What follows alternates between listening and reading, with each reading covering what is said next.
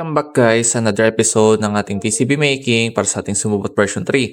So kahapon ay na-initial ko na to pero ngayon naka-finalize na ang ating schematic diagram para sa ating PCB. At nakapaggawa na rin ako ng initial design para sa ating PCB. So as you can see, ito yung ating ESP32, saka ito yung mga ibang peripherals na kailangan nating ilakabit sa ating PCB.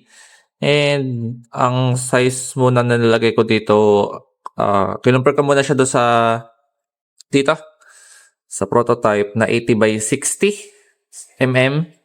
Tinry ko muna siyang doon ilagay pero mababago pa yan. Tinry ko lang naman muna. As you can see, yung mga nets niya ay buhol-buhol pa.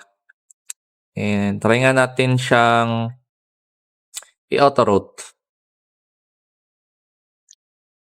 So, naglagay na rin nga pala ako dito kanina ng design rules kaya hindi masyadong magiging messy to sa palagay ko since may design rules na tayo. And in-exclude ko rin muna yung ground kasi maglalagay tayo ng whole copper para sa ground na hindi lang line tracing. Ayan, as you can see, maganda naman pagkakalatag ng lines para sa ating PCB.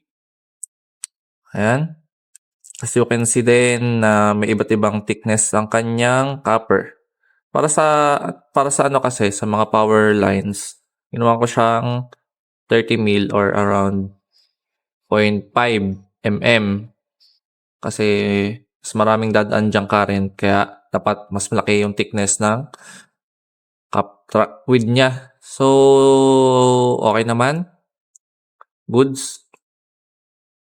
And para dun sa kanyang ground, ganito kasi ang gagawin ko sa kanya. So, lagyan lang natin to.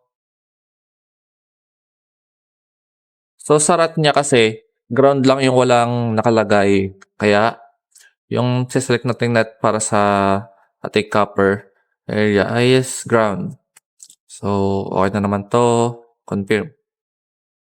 Ayan, as you can see kasi, ayan, yung mga ground dyan na nakakonect. Hindi na natin kailangan ng mga line na katulad nito. Ayan. Kasi for better grounding, talagang ganyan yung ginagamit sa PCB. Pero may adjust pa rin naman tayo dito kasi ano lang naman to, initial design, and pwede pa tong mabago-bago yung position, and ayan.